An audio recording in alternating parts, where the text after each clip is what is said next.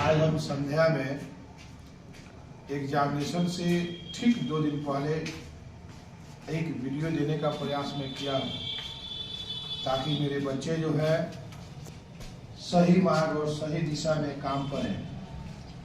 जैसा कि हमने आपको क्लास में बहुत पहले बताया था कि एग्जाम जो होता है एक ट्रिक के माध्यम से अच्छा मार्क्स लिया जा सकता है और सही क्वेश्चन का चुनाव हो, सही ढंग से हम पढ़ें तो बहुत ही बेहतर और बहुत ही अच्छा मार्क्स हम लोग ला सकते हैं। जरूरी यह है बच्चे कि क्वेश्चन का सिलेक्शन सही होना चाहिए और जो भी क्वेश्चन याद करते हैं सबसे पहले उसके लिखने की अभ्यास होनी चाहिए। जब तक आप लिखेंगे नहीं तब तक आप बेहतर ढंग से एग्जामिनेशन में सही ढंग से नहीं लिख पाएंगे। जरूरी यह है कि कोई भी क्वेश्चन जो याद किए हैं कल आप सारे सब्जेक्टिव क्वेश्चन को लिख डालिएगा। आइए कुछ एक बार पिछली चीज को मैं दोबारा आपको फोकस करते हुए आगे आज सब्जेक्टिव बता रहे हैं। कल सुबह में हम टोटल 150 से 200 ऑब्जेक्टिव डालकर आपको समझाएंगे और आपको उसका भी वीडियो मिलेगा। पहले आइए सब्जेक्टिव। जैसा कि आप जानते हैं कि ऑब्जेक्टिव आप जब हल करेंगे तो ऑब्जेक्टिव हल करने के बाद सब्जेक्टिव की बारी जब आपकी आएगी तो सबसे पहला टॉपिक आपका ऐसे रहेगा, निबंध रहेगा। तो निबंध में जो आपको पूर्व में पहले से बताया गया है कि करप्शन है, प्राइस राइजिंग है, आपको वनडे क्रिकेट मैच है, 4-5 जो हमने गेस आपको दिया है, जो हमने अनुमान देकर आपको बताया है उसको पढ़ जाना है। उसके अलावे थोड़ा सा पॉल्यूशन पर, your aim in life, discipline और इलेक्शन को भी देख लीजिएगा क्योंकि ये जो ऐसे है निबंध है, थोड़ा सा ये निबंध किसी भी, क्योंकि निबंध का सच पूछिए तो गेस और इस तो नहीं होता है क्योंकि ये तो खुद से लिखने वाला ये क्वेश्चंस होते हैं और खुद से ही इसको लिखा जाता है। लेकिन कुछ बच्चे को होता क्या है कि जब भाषा ठीक ठाक नहीं है वो थोड़ा सा देख कर जाएंगे इसे और देख के जाइएगा तो ये 8 मार्क्स जो है आपका क्लियर हो जाएगा। और ध्यान रहे यदि यह आपका पढ़ा और याद किया हुआ आता है तो पहले इसे लिखेंगे, अगर नहीं आता है तो लास्ट में ही डालिएगा। पहले इसको लिखकर अपने आंसर को ले लीजिएगा क्योंकि आंसर ऐसा होना चाहिए कि पहले सटीक हो और first impression is last impression. पहला प्रभाव जो है एग्जामिनर पर ऐसा डालिए कि वो लगे कि हाँ इस बच्चा में कुछ ना कुछ दम है। तो ऐसा करेगा, निबंध वाला काम ये कीजिएगा। फिर आपको ये 8 मार्क्स के आते हैं, ये 3 निबंध जो जरूर देख लीजिएगा, वो बताया पहले उसको देखिएगा। वनडे क्रिकेट मैच आपको करप्शन और the place of woman in Indian society या फीमेल एजुकेशन, ये जो हम आपको बताया है वनडे क्रिकेट मैच ये जरूर देख लेंगे। और कुछ प्रोवर्ब टाइप के भी ऐसे आते हैं जैसे honesty is best policy, health is wealth करके ऐसा भी कुछ ऐसे दे देता है। तो इसको थोड़ा सा देख कर जाएंगे, इस पर फोकस करेंगे। लेटर या एप्लीकेशन जो होता है ये दोनों पूछे जाएंगे, लेटर भी पूछेगा क्वेश्चंस में, एप्लीकेशन भी क्वेश्चन में जाएंगे।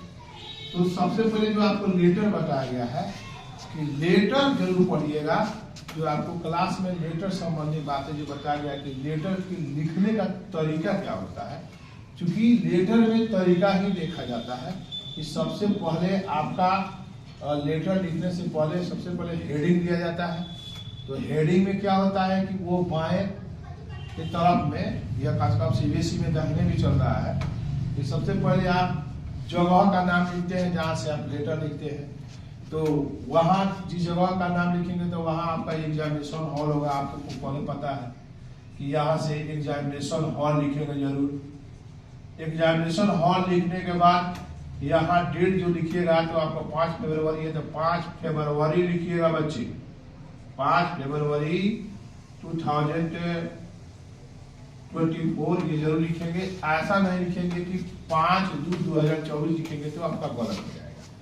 ठीक उसके बाद से आपका जो लेटर का बॉडी बनाया जाता है ये चीज हम आपको दिखाया है और समझाए भी है, उसको लिखेंगे और बॉडी लिखकर तब मटेरियल जो उसमें पूछेगा अब किस पर पूछ रहा है लेटर का मटेरियल क्या पूछ रहा है, उस मटेरियल को बीच में डालते हुए लास्ट में जो लेटर का जो अंतिम जो कंक्लूजन करते हैं वो हम आपको बताया, कंक्लूड कर दीजिएगा और आपका जो है सो लिख देंगे। लेटर एप्लीकेशन में भी देख सकते हैं पुअर वाइज फंड से फीस रिलीव करने के लिए या छुट्टी लेने के लिए, ये जरूर देख लेंगे। ऐसा लेटर एप्लीकेशन जो है 4-5 टाइप का जो लेटर एप्लीकेशन दिया गया है उसको देखेंगे। फिर एक्सप्लेनेशन हमारा सबसे बड़ा टारगेट एक्सप्लेनेशन का है, 4 नंबर का आता है एक्सप्लेनेशन, सबसे बड़ा टारगेट हम लोग का यही है। तो एक्सप्लेनेशन का जो टारगेट है सबसे पहले पोएट्री पर हम चलते हैं। तो पोएट्री का जो एक्सप्लेनेशन जो आपको आता है वो सबसे पहले प्रोज का एक्सप्लेनेशन देगा और पोएट्री का एक्सप्लेनेशन देगा दूसरा नंबर पर। तो हम पोएट्री पे एक्सप्लेनेशन चलते हैं, फिर प्रोज पर भी आ जाएंगे। तो पोएट्री का एक्सप्लेनेशन जो है, तो सबसे पहले आप पोएट्री के एक्सप्लेनेशन में यह ध्यान रखिएगा कि sweetest love I do not गो से 3-4 जो बेहतरीन लाइन है, उस लाइन को एक बार मैं आपको याद दिला देता हूं, जो जरूर देख लीजिएगा। एक पंक्ति आपका वह है जो है yesternight the sun went hence and it is here today. Sweetest love I do not go का आपका 10वां पंक्ति है ये कि yesternight the sun went hence and it is here today, he had no desire nor sense nor half so short away। यह मतलब 5-7% आशा है कि हो भी सकता है, नहीं भी हो सकता है, लेकिन इस लाइन को देखा जा सकता है कि यहाँ पोएट जो है अपना कंपैरिजन सन से किया है कि सन जो है रेगुलर यात्रा करता है, सन जो है डेली यात्रा करता है, वो भी एक ट्रेवल करता है, कभी भी एक ट्रेवल कर रहा है। यहाँ अपने आप को सन से कंपैरिजन करके बता रहा है कि हम यात्रा कर रहे हैं, सूर्य भी यात्रा करता है और उसकी दूरी बहुत लंबी है, फिर भी वो लौट के कल होके आ जाता है। तो यहाँ वह एक ऐसा फिजिकल इमेज पटांग कल्पना जो हाइपरबोल का सहारा लेते हुए पटांग कल्पना करते हुए या कवि जो है बताया है कि उसके पास इच्छा आकांक्षा नहीं है, लेकिन मेरे पास इच्छा और आकांक्षा है तुमसे मिलने का, इसलिए मैं सूर्य से भी ज्यादा तीव्र यात्रा करके तुम्हारे पास आ जाऊंगा। ये एक्सप्लेनेटरी लाइन में ये है। एक पंक्ति है कि how feeble is my power, वो मानव की शक्ति कितनी कमजोर होती है, that if good fortune call, यदि अच्छा सौभाग्य होता है तो कनेक्ट एट अनदर और तो दूसरे समय को नहीं जोड़ सकता है, नॉर इन लॉस का रिकॉल, ना ही वो पुराने दिन को याद कर सकता है, बट कम बैड चांस, लेकिन जो ही बुरा वक्त आता है। तो यहाँ कवि जो है मानव के स्वभाव को दिखाने का प्रयास किया कि मानव का स्वभाव जो है समय समय पर भारी करता रहता है, वो अस्थायी नहीं होता है, अच्छे वक्त में कुछ और बिहेव करता है, बुरे वक्त में कुछ और बिहेव करता है। तो मैं मानव का नेचर नहीं हुआ, not the nature of the man, I shall leave with you permanently, so I can not change at any cost and I shall come back very shortly, very soon to you. तो मैं जो है मैं तुम्हारे पास जल्दी से लौट कर, बहुत जल्दी से तुम्हारे पास लौट आऊंगा, बहुत जल्दी से आ जाऊंगा। वहां ये बताया है बच्चे। एक पंक्ति जो है जो बहुत विविध पंक्ति है, जिसमें बताया गया कि when thou sigh'st is not wind, जब तुम आह ले भरती हो या सांस लेती हो, वो सांस में हवा नहीं होता है, बस साइस्ट बाई सुलवे, बल्कि मेरी आत्मा होती है जो आती जाती रहती है। व्हेन दाउ वीप, जब तुम रोती हो तो अनकाइंडली टाइम मेरे साथ दुर्भाग्य होता है, and Daud my life bloody को, मेरे शरीर का रक्त नष्ट हो जाता है। इन चीजों को जरूर ध्यान से देखिएगा। ये sweetest love I don't go का लाइन है बच्चे। तो सबसे बड़ी चीज यह है कि sweetest love I do not go का ये पंक्तियां है। तो सबसे पहले बच्चे जो आपका जनरल आइडिया जो लिखाया गया है, उस कविता का जनरल आइडिया पहले डालकर पैराग्राफ चेंज करके तो वो एक्सप्लेनेशन लिखिएगा। जैसे लिखेगा the line have been taken from sweetest love I do not go composed by John Donne was a metaphysical poet, वैसे जो लिखा गया है ये आपको देख लेना है, और ये जो आपको बताया गया है उस चीज को देखते हुए चलेंगे। फिर हम चलते हैं दूसरी पंक्ति, दूसरे लाइन में। तो दूसरे पोएटिक कविता में हम चलेंगे। तो दूसरा कविता हमारा है सॉन्ग ऑफ माई सेल्फ। तो सॉन्ग ऑफ माई सेल्फ में अब बच्चे अब हमको ध्यान देना है दूसरे पोएम में। तो दूसरी कविता जो आपका स्वीटेस्ट लव कहते हैं आपको सॉन्ग ऑफ माई सेल्फ। तो सॉन्ग ऑफ माई सेल्फ जो है वर्ल्ड ट्रीटमेंट की कविता है, जो एक अमेरिकन पोएट है। इसमें खुदा खास को ये दो पंक्तियां को देख सकते हैं। ऐसे तो उसका हम गेस नहीं कराया है, लेकिन थोड़ा बहुत आप देख कर जा सकते हैं। कल कविता है कल परसों एग्जाम है तो इसमें देख सकते हैं एक लाइन है कि I celebrate myself and sing myself and what I assume you shall assume for every atom belonging to me as good belongs to you. क्योंकि इसमें कवि जो है बहुत उत्साहित है, बहुत खुश है, वो नेचर के संपर्क में है और नेचर के संपर्क में आने के चलते कवि बहुत स्वस्थ है और इसमें वो अपना इंडिविजुअल जो थॉट है उस सोच को दिखाने का प्रयास किया है कि मैं बहुत खुश हूँ, मैं बहुत उत्साहित हूँ, मैं खुद गाता हूँ और जो मैं मानता हूँ आप भी मानेंगे, क्योंकि जिन चीजों से मेरा शरीर बना हुआ है, जिन तत्वों से मेरा शरीर बना हुआ है, जो परमाणु मुझ में है उतना ही अच्छा ढंग से आप में है। तो कवि जो है वो ये समझाने का प्रयास कर रहा है बच्चे कि जिस तरह जो है हमारी अवस्था यह है कि हम नेचर के संपर्क में हैं तो हम स्वस्थ इंसान हैं और हमको किसी जाति धर्म संप्रदाय से हम न होकर हम नेचर के संपर्क से, और मैं खुश हूँ और आशा करता हूँ कि आप भी अगर नेचर के संपर्क में आते हैं तो आप भी खुश होंगे, आप भी प्रसन्न होंगे। ये लाइन जो है ये माने रखता है बच्चे, लेकिन ये केस नहीं है, लेकिन हल्का फुल्का देखने की मैं बात कर रहा हूँ, देखकर जा सकते हैं। और एक चीज अंतिम पंक्ति आई हार्बर फॉर गुड और बैड, मैं अच्छा और बुरा का ख्याल करता हूँ, I permit to speak at every age, मैं प्रत्येक संकट पर बोलने का आदेश देता हूँ। Nature without checking to reason energy, प्रकृति बिना बाधा और बिना रुकावट के अपने वास्तविक ऊर्जा के साथ होती है, उसमें किसी प्रकार का बाधा नहीं, वो सबके साथ समान व्यवहार करती है। प्रकृति कभी भी किसी में अंतर पैदा नहीं करती है। ये पंक्तियां जो है ऑब्जेक्टिव क्वेश्चन में भी आ जाते हैं, हालांकि मैं कुछ पंक्तियां जो है कल सुबह मैं आपको डालूंगा ऑब्जेक्टिव टाइप का, जो भी क्वेश्चन होगा मैं 250 ऑब्जेक्टिव लेकर आऊंगा पर आपके सामने प्रस्तुत होगा। आप गौर से इस वीडियो को जरूर देखिएगा। आज संध्या के समय है, मैं कुछ आपको मदद करने का प्रयास किया हूँ, भगवान करे कि ये जो है आपको फायदा पहुंचाए। एक एक्सप्लेनेशन लाइन है कि now the leaves are falling fast, nurses are only not last, nurses to the grapes are gone and proms go rolling on. This line has been taken from W.H. Auden best poem Now the Leaves Are Falling Fast। ये पंक्तियां जो है W.H. Auden के बेहतरीन कविता Now the Leaves Are Falling Fast से लिया गया है, जिसमें यह बताया गया है the poet said that the promises of love are often deceptive because human lives becomes to end with the passage of time and which disturb the real delight and makes human life miserable। यानी कहने का तात्पर्य है कि यहाँ कवि जो है ये कवि लाइन के माध्यम से W.H. Auden की जो कविता है पंक्तियों के माध्यम से ये बताने का प्रयास किए हैं कि जो प्रेम जो हम इस दुनिया में करते हैं अक्सर झूठा है, छलवा है, यह कहीं से भी उचित नहीं है। यह होता क्या है कि हम इसमें फंसे रहते हैं और धीरे धीरे हमारा उम्र गुजरता जाता है, और उम्र गुजरने से होता क्या है बच्चे, उम्र जब भी गुजरता है तो हमारी वास्तविक खुशी जो है भंग हो जाता है और हमारा जीवन कष्टदायक हो जाता है। अब यहाँ जो है हेयर फॉलिंग ऑफ लीव्स जो है, यहाँ गिरती हुई पत्तियां जो है वो आपको सजेस्ट करती है क्या, द प्रोसेस ऑफ डेथ को, the process of death and human waste on a large scale, बड़े तौर पर मानव की बर्बादी और प्रोसेस ऑफ डेथ को इस पंक्तियों के माध्यम से लिखा गया। और ये लाइन है, इसको देख लेंगे। सबसे पहले आप जनरल आइडिया लिख लीजिएगा कि the line have been taken from now the leaves are falling fast, composed by W.H. Auden।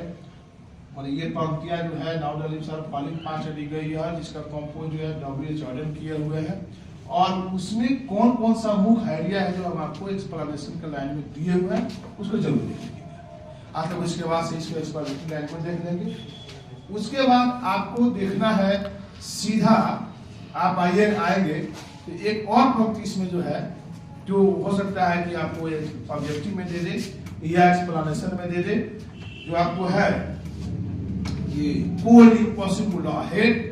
इस कविता का अंतिम पंक्ति, cold impossible ahead, least of the mountain lovely head, whose wide waterfall could bless travelers in their last distress। कि सामने एक सुंदर सा पर्वत है जो कवि बता रहा है। इसमें इस पंक्ति के माध्यम से कवि एक आशावादी सोच को रखा है, निराशावादी विचारधारा से हटकर एक आशावादी सोच को रखा है, जिसमें कवि बताना चाहता है कि जो ये सामने पर्वत है तो इस पर चढ़ा नहीं जा सकता है, वो असंभव है और देखने में बड़ा सुंदर दिखाई दे रहा है।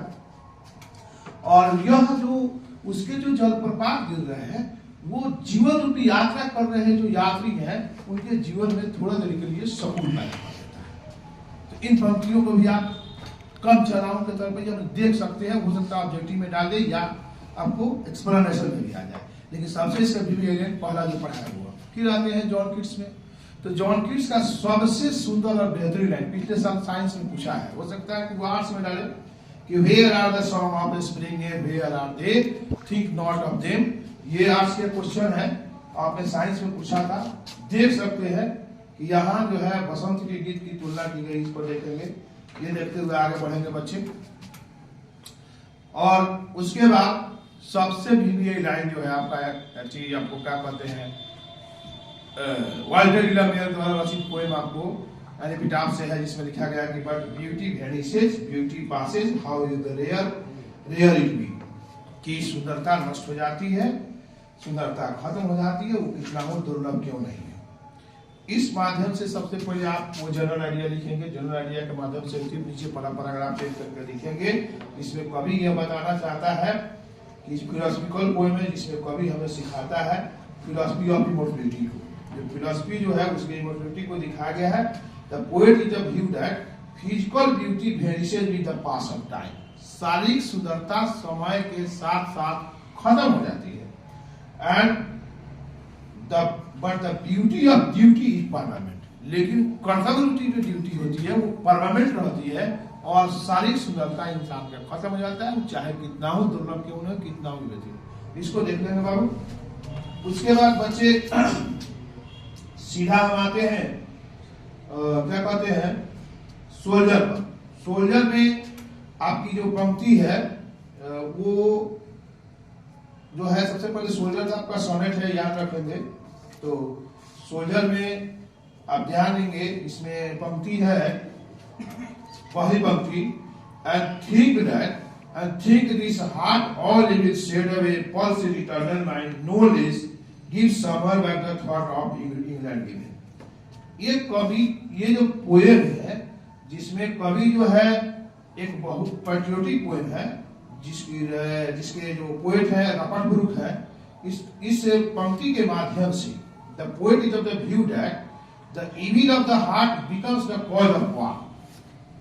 The evil of the heart become the cause of war। He wants to shade away all the evil from the heart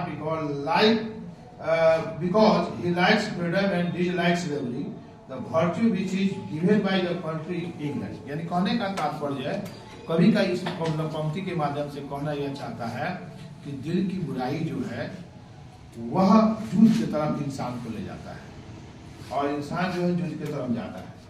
तो ये हमें इस विचारधारा से यही हम इसे वो सिखाना चाहते हैं कि हमारे अंदर जो भी बुराई है वो खत्म हो जाए, क्योंकि कवि जो है वह गुलामी को पसंद नहीं करता है, वह स्वतंत्रता चाहता है और उसके अंदर ऐसा गुण आए जो इंग्लैंड की कंट्री ने उसको दिया है। ये पंक्ति को देखेंगे। और एक है that is forever England there shall be that richer the original concept, इसको देखेंगे। फिर बच्चे 6 के बाद 7 छोड़ देंगे, इसके बाद 8वां पंक्ति में आएंगे। 8वां पोएम जो है, जो क्या कहते हैं आपको, फायर हिल है। फायर हिल में I soar to save fire from the scene of forgetfulness, इस पंक्ति को देखिएगा। It never forget 20 years since and as I consign my the for to the flames, इस पंक्ति को देखिएगा 8वां पोएम में, सीधा फायर हिल में। फिर आपका स्नेक में आइएगा, तो स्नेक में अंतिम पंक्ति जो आपको ये पंक्ति होगा कि the voice of education said to me he must be killed, इसको देखेंगे। फिर my blood turn cold like the moon, मेरा my blood turn cold like the moon, इसको देख लीजिएगा। इतनी पंक्ति आप देख कर जाएंगे तो निश्चित रूप से आपका कोटि का ये 4 मार्क्स हासिल हो जाएगा। फिर अब हम आते हैं प्रोज के एक्सप्लेनेशन पर। तो प्रोज का जो एक्सप्लेनेशन होता है बच्चे, उस एक्सप्लेनेशन पर ध्यान दिया जाए। प्रोज के एक्सप्लेनेशन में सबसे पहले फर्स्ट चैप्टर में सबसे VVI फर्स्ट चैप्टर का है, फिर सेकंड का है, सेकंड के बाद से कुछ थर्ड में थोड़ा कम में से लगे, फर्स्ट चैप्टर पर थोड़ा ध्यान देंगे। जो पंक्ति हम बता रहे थे सबसे पहले जनरल आइडिया आप लिख लीजिएगा कि जनरल आइडिया मैंने इंडियन सिविलाइजेशन कल्चर जो पहला चैप्टर महात्मा गांधी का है उसमें जनरल आइडिया पहले लिख डालेंगे कि उसका जनरल आइडिया है क्या, कि this line have been taken from Indian civilisation culture written by Mahatma Gandhi, और ये अपना जो लिखा है उसको देख लेंगे। उसके बाद जो आपका पंक्ति है, सबसे भी यही पंक्ति इसमें यह है कि notice that mind is a restless body, the more it gets the more it wants and still it remains unsatisfied. इस पंक्ति को देख लेंगे कि मानव का मस्तिष्क एक बेचैन चिड़िया के समान होती है, इसको जितना मिलता है उतना ही अधिक चाहता है, फिर भी असंतुष्ट होकर रह जाता है। तो इस पंक्ति के माध्यम से ये मानव के मस्तिष्क का डिस्क्रिप्शन जो है कवि जो है करने का प्रयास किया है कि मानव का मस्तिष्क किस प्रकार होता है। जैसे इंसान भौतिकवादी दुनिया में कैसे खो जाता है और अपने मन मस्तिष्क को संतुष्ट करने के लिए क्या क्या नहीं कर देता है, तो इसी के संदर्भ में महात्मा गांधी के कहना है कि मानव के मस्तिष्क जो है बेचैन चिड़िया के समान होती है। तो इसको देख लेंगे। दूसरा है कि A man is not necessarily happy because he is rich or unhappy because he is, इसमें कहने का मतलब है कि एक मानव जरूरी नहीं है कि उसके वो धनी है तो खुश है और गरीब है तो दुखी है। लाखों धनियों को दुखी देखा गया है, लाखों गरीबों को खुश देखा गया है। यानी खुशी, दुख और सुख का संबंध धन दौलत से नहीं होता है। It is totally mental condition. ये जो है पूरा देखा जाए तो ये एक मानसिक प्रक्रिया होती है कि happiness is nothing but is a mental condition. खुशी कुछ नहीं होती है बल्कि मानसिक प्रक्रिया होती है। जब इंसान चाहता है उसकी मानसिक स्थिति बदलती है, उस अनुसार होता है। इसमें एक दूसरी पंक्ति जो वीवीआई पंक्ति है बच्चे, जो आपको हम गेस करवाया है कि civilization is a mode of conduct which point the path of duty. इस पंक्ति को भी देख लेंगे। सभ्यता संचालन करने की वो विधि होती है जो इंसान के कर्तव्य को रास्ते को दिखाता है। ठीक है। उसके बाद जो है आप जो है सर्टेन डिग्री वाला दिया है तो हल्का फुल्का आप देख सकते हैं। फिर आते हैं दूसरे चैप्टर में। तो दूसरे चैप्टर में एक पंक्ति है कि power should be used only for moral purpose. Doctor Zakir Hussain के द्वारा लिखी गई रचना है, इसको देखेंगे। उसके बाद the past is not an, पिछला सब पूछा था, the past is not an static, हो सकता है कि रिपीट कर दे या आर्ट्स में डाले, वो हो गया। उसके बाद दूसरा के बाद तीसरा को छोड़ देंगे। चौथा chapter I have a dream का जो है, तो आई हैव ए ड्रीम में एक पंक्ति है, I have a dream that one day the nation will rise and live out the true meaning of the creed. ये पंक्ति आपको दिया गया है, उसको जरूर देख लेंगे। या वेर वी विल सेटिस्फाइड, हम कब संतुष्ट होंगे, ये पंक्ति भी है। या वो एक पंक्ति आपको लोगों को पढ़ाया हुआ कि जो मार्टिन लूथर किंग का एक सपना था कि आई हैव ए ड्रीम, मुझे एक सपना है कि अमेरिका के जो भी लोग होंगे उनका जो है निर्धारण उनके कैरेक्टर से नहीं, उनके स्किन से नहीं बल्कि उनके कैरेक्टर से किया जाएगा। ऑल मेन आर इक्वल करके दिया, उस पंक्ति को भी आप देख सकते हैं। फिर उसके बाद पांचवा चैप्टर जो होता है, तो पांचवा chapter idea that help Mankind के बाद आपको एक और आप देखेंगे, उसमें आपको पांचवा चैप्टर में जो है देखना नहीं है, छठा नहीं आठवां में देखिएगा। Where we speak the freedom of press we usually mean the freedom in a very technical sense, इसको देखेंगे। उसके बाद आपको इंडिया टू टेबलर साइड में, तो religion is the even present in India as well in the worst aspect, इस करके दिखाया हुआ है, इसको देख लेंगे। या the very world colour reminds me करके दिया हुआ, उसको देखिएगा। यही जो पंक्ति है, ठीक है, और वो आप देख लेंगे। इससे एक्सप्लेनेशन आपका निकल जाएगा, प्रोज का एक्सप्लेनेशन, पोएटिक एक्सप्लेनेशन। अब ये शॉर्ट क्वेश्चन, शॉर्ट क्वेश्चन में बच्चे जो आपको बताया गया है उसमें देखिएगा एक एक लाइन की जो पंक्तियां हैं वो किताब अगर सुने होंगे आप क्लास में तो आपका शॉर्ट क्वेश्चन नहीं छूटना चाहिए। स्टोरी ऑफ इंग्लिश कोर्स के जो भी शॉर्ट क्वेश्चन हैं उसको पढ़ जाइएगा, कॉपी पढ़ाया गया है, एक लोग उसको देखते हुए जाएंगे। और साथ ही साथ जो शॉर्ट क्वेश्चन देखा गया है, क्योंकि शॉर्ट क्वेश्चन आपसे पकड़ा गया तो बहुत अच्छा मार्क्स आपको आ जाएगा। लॉन्ग क्वेश्चन आपका सबसे आसान है। सबसे पहले 200 मिलान कर दीजिएगा, 5 गो पोएम का नाम और 5 गो पोएम और 5 गो पोएट्स का नाम, 5 गो प्रोज और 5 गो ऑथर का नाम जरूर मिलान करिए। 10 नंबर आपका क्लियर है। और 5 नंबर जो वो क्वेश्चन दिया गया है कि write a brief note English as international language, global language और इंटरनेशनल लैंग्वेज और future of English in India. ये 4-5 क्वेश्चन का एक आंसर जो बनाया गया है, सबसे बीवीआर इसको देख लेंगे। उसके बाद dialogues of middle English, dialogues of क्या कह सकते हैं ओल्ड इंग्लिश। उसके अलावा आपको ये कुछ क्वेश्चंस है वो जरूर देख लीजिएगा। शॉर्ट क्वेश्चन जो आपको बताया गया है, हुई is called the father of modern novel, old English में कौन कौन दो भाषाओं का प्रभाव पड़ा, लैटिन और स्कैंडिनेवियन, वो जरूर पढ़ जाएंगे। ये तमाम चीज जो है शॉर्ट क्वेश्चन के लिए आप जरूर कॉपी को पढ़िएगा, जो आपको शॉर्ट क्वेश्चन बताया गया है। इससे आपका सब्जेक्टिव सारा क्वेश्चन आप सॉल्व कर पाइएगा। लेकिन ध्यान दीजिएगा कि 200 विधान पढ़ने के बाद ट्रांसलेशन पर आप नजर जरूर डालिएगा। ट्रांसलेशन यदि अच्छा पकड़ा जाता है तो ना ही आप कोई क्वेश्चन लिखिएगा, कुछ नहीं, सीधा ट्रांसलेशन बना दीजिएगा, 15 आपका हो जाएगा। तो इस तरह सब्जेक्टिव हल कर लीजिएगा। अब बच्चे, मैं कल आपको ऑब्जेक्टिव क्वेश्चन जो है सुबह में आपको निश्चित रूप से 9 से या 10 बजे सुबह में जो है, मैंने 10, 11, 12 बजे तक डालेंगे, तब तो ये लोग पढ़ पाएंगे। मैं आपको जो है डाल देंगे और एक झलक आपको उसको सुन के पढ़ के जाइएगा। धन्यवाद बच्चे, जाए आपका बेस्ट ऑफ लक, मन से पढ़े, यही मेरा आशीर्वाद है। अच्छा करके आए और फिर कल मैं आप लोगों से मिलता हूँ।